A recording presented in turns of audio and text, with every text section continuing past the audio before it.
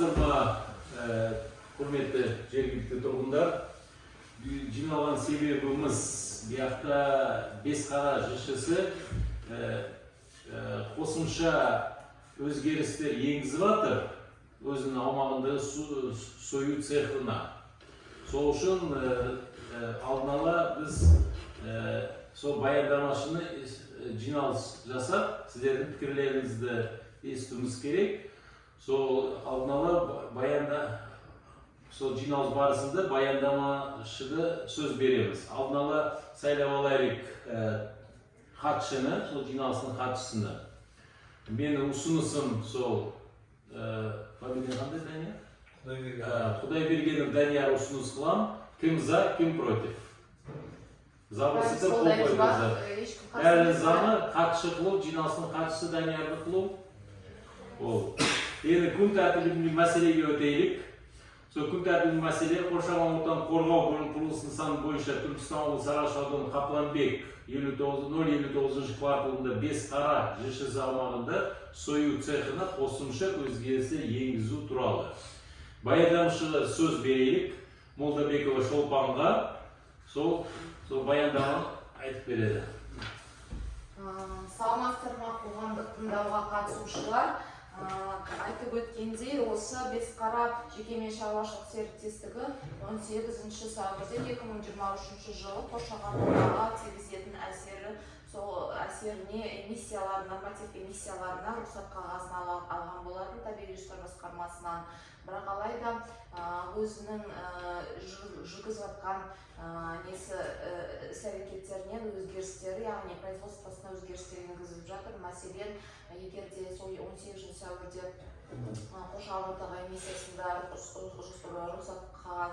рұқсатнамасында егер де мысалға біраз ластаушы көздер айқындалған, ол ластаушы көздер атмосфераға тигізетін зиянды заттарының шығарындыларынан анықталған. Оның бірі ұйымдастырылған енді бұл газдың қолданылуы, мысалы жылыту болсын, осы жалпы комфорткалар болсын, сол газдың қолданылуы. Ал екіншісі осы бағанағы құстарды уақытша сақтау қоймасынан шығатын ластаушы заттардың көздері. Алайда оларда рұқсат қағаздарында осы ластаушы заттардың шығаруларына 1,2-де қателеспесем 1,7 тонна жылына ластаушы заттар ауаға тасталынады. Және де солардан артық тастауға рұқсат берілмеген. Ал қалдықтардың қалыптасуы 500 тоннадан жылына артық қалдықтар қалыптасады негізінен қалыптасу барысында. Осы енді біздің көздеп отырған қоғамдық тыңдауымыздың нақты мақсаты осы қоршаған ортаға эмиссияларына түзетулер енгізіп, ал келешекте жаңадан екінші санаттағы объектілерге жататын рұқсат қағазын қайтадан рәсімдеу болып отыр. Сондықтан да енді ең басты өзгерісіміз ол осы екі ластаушы зат деп айттым. Сол екі ластаушы көздеріне тағы бір ластаушы көзі қосылып отыр. Ол крематорий. Крематорий біздерде мысалға 500-тен астам тонна жылына отход қалыптасады. Қалдықтар, технический қалдықтар бұл былайша айтқанда сойылған бағана балапан құстардың жүнтерісі дегендеріне мүшелері дегендей сол қалдық техникалық қалдықтар деп аталады. Сол техникалық қалдықтарды өртейтін крематорий осы Бесқара жекеменшік шаруашылық серіктестігінің территориясында орнатылуы. Ол крематорий газбен жұмыс жасайды. Жылына шамамен жылына 7300 сағаттай жұмыс жасау барысында ауаға енді газдың жағуына горелкасы болады. Сол жерде горелкасынан және де крематорийдің өзінен ластаушы заттар шығарылады. Ол ластаушы заттар осы Сарыағаш елді мекені жағында орналасқан Қапланбек болсын, осы Сарыағаш елді мекені болсын, солардың жер бақтарын ескере отырып, климатологиялық, мотологиялық және де метеорологиялық жағдайларды ескере отырып, жер бақтарының шығуын бақтарын ескере отырып, осы ластаушы заттардың ең жақын орналасқан елді мекендерге дейінгі гигиеналық нормативтерден аспайтындығын көрсетіп отыр. Оның расчеттары дейді, оның бүкіл қандай көрсеңіздер болады. Сол үшін де біз ол жобаны қазір табиғи басқармасына беріп отырмыз. Солардың қарауында жатыр. Олар өздерінің шешімін алар. Өйткені барлық түрде де енді ол жерде дәлелденген негізінен геолокомативтерде адам денсаулығына зиян әсер ететіндей ондай дәрежеден аспайтындығын көрсетіп отырмыз. Және санитарлық қорғау аймағында да ешқандай тұрғын үйлер кірмейді. Бұл жерде де өте маңызды, өйткені санитарлық қорғау аймағында 50-75 тоннаға дейін ет өнімдерін өңдеу 50 метрде мысалға жер санитарлық қорғау аймағы берілсе, осы аймақта ешқандай елді мекен болмауы тиіс. Өйткені ол енді бәрі ескерген санитарлық эпидемиологиялық жағдайларын ескере отырып, соның сақталуын талап етеді. Бұл енді Бесқара жеке шаруашылық серіктестігінің талаптарын да сақтап отыр. Және де сол бағана крематорий деп айтылып отырмын. Ол крематорий ұйымдастырылған ластаушы көз неге ұйымдастырылған? Өйткені оның арнайы өзінің дымовая труба болады. Сол дымовая труба арқылы сол ластаушы заттар ауаға таралады. Таралу барысында бағанайтын газ жағылғаннан кейін азот диоксид, углерод оксидін таза үйлерде де газ жағыстыру, сол сияқты ластаушы заттардың таралуы болады.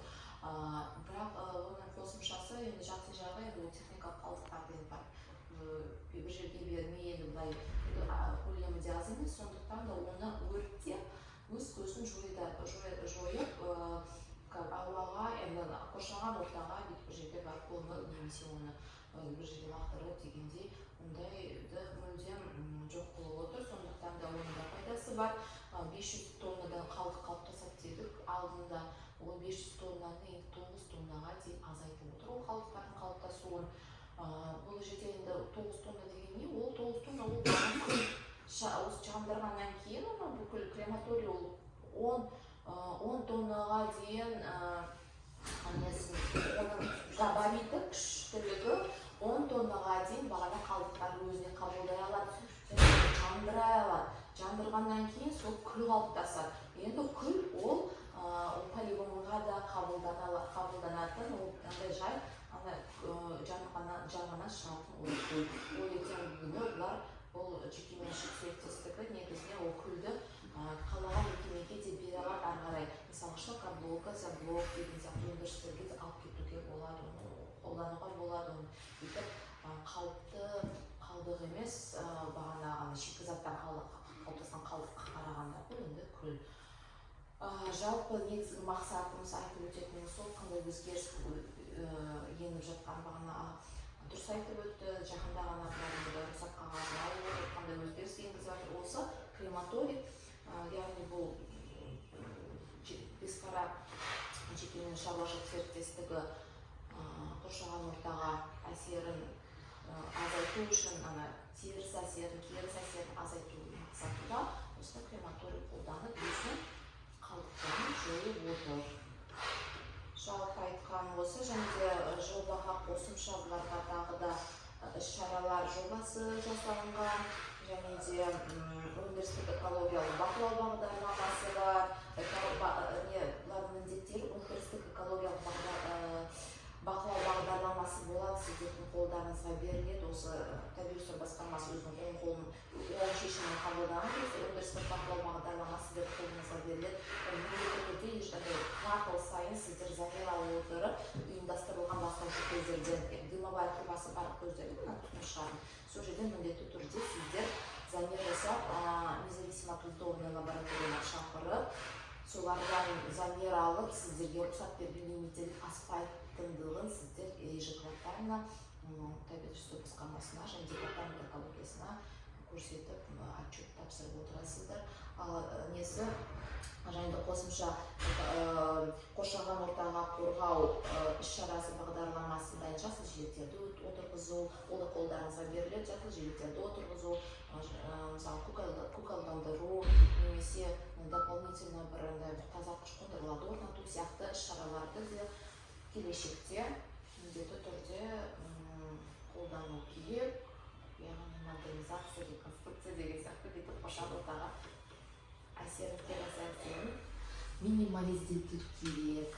Енді ол сол айтып өтетінім. Енді құрметті тұрғындар, бұл мекені баяғыдан білетін шығарсыздар, енді алшақ орналасқан екі мекендерден. Енді сіздер сұрақтарыңыз болса жауап берейік. Баяндамаңызға рахмет. Сұрақтар бар ма? Айтатын. Ұсыныстар болса. Жоқ болса. Бада менде бір сондай баяндамаға сол естуім бойынша ешқандай залал келтірмес екен де, ана отходтардан қайтадан переработка қылса болар екен де сонда отходтарды. Иә. Енді крематорий болады ғой, алдыңғы рұқсатта енді басқа мекемелерге беріледі, утилизацияға беріледі деп айтылған негізінен. Бірақ крематорийдің пайдалылығы енді нақты, точно өз-өзін жойып, енді жерге лақтырып, ондай енді точно болмайды, зато бір жағынан гарантированно болады да.